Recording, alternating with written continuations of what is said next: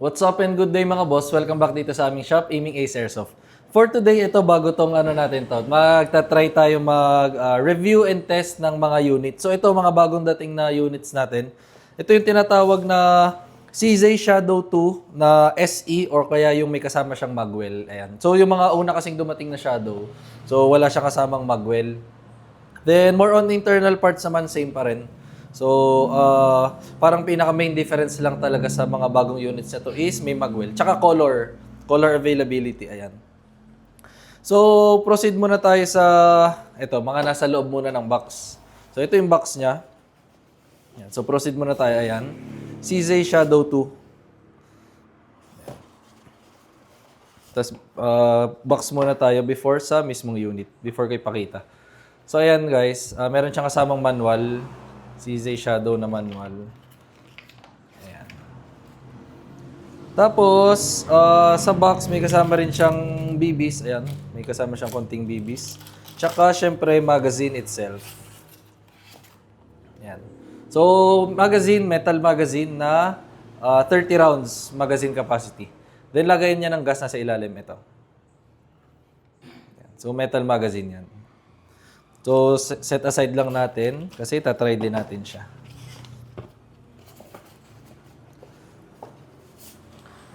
Unit itself naman, so dito muna tayo sa color black.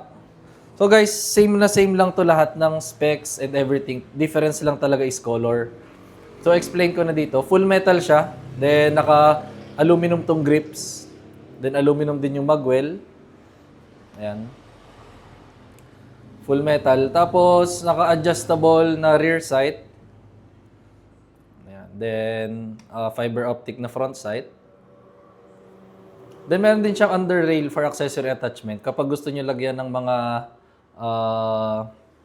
flashlights or lasers, ganyan. Tsaka kita nyo naman yung markings ng CZ Shadow. So, napakaganda talaga.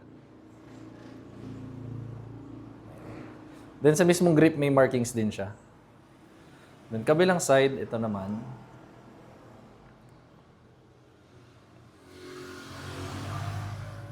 Ayan.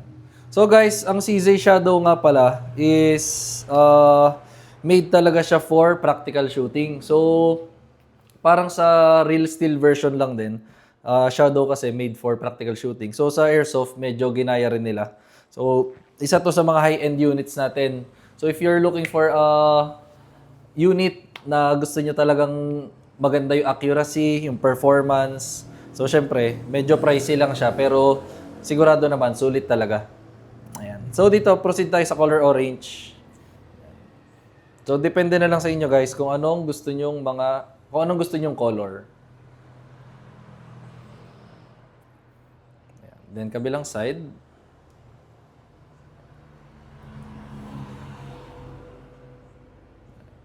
Then, ito namang next color is color red. Ayan.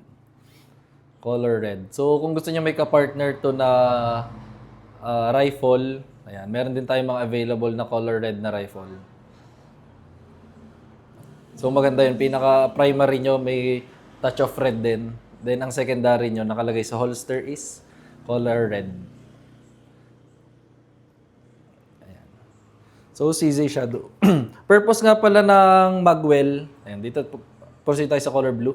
Purpose ng magwell para if ever sa mga practical shooting, mabilis kayo mag-reload ng magazine. Ayan. So, mas madali nyo makahanap yung pasukan ng magazine kasi kung mapapansin yung magwell is mas maluwag na siya compared dun sa stock grip lang. So, syempre practical shooting, pabilisan yun. Maganda talaga mabilis mag-load or magpalit ng magazine. So, ito, test natin dito. Ito na lang test natin itong color black. Turuan ko na rin kayo maglagay ng BBs tsaka ng gas. So, paglalagay ng gas, make sure laging upside down. Yan. Huwag yung ang magazine nakaganyan, tas gas ganito. So, mali yan. Dapat upside down. Ayan. So, press down lang. 5 to 7 seconds lang. Kahit 5 seconds lang, okay na yun. Ayan. Tapos, ang BBs naman, hatakin nyo lang ito. Ayan, hatak. Then, lagay nyo lang doon sa maluwag na part. So, applicable naman to sa lahat ng unit.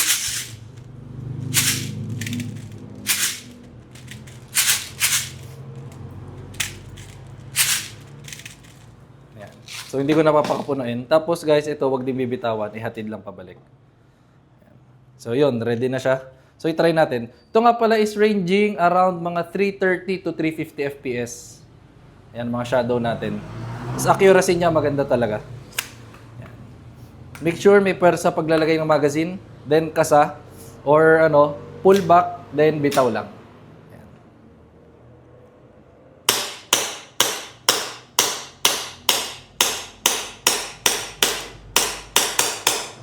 So, slide lock kapag wala na siyang BBs.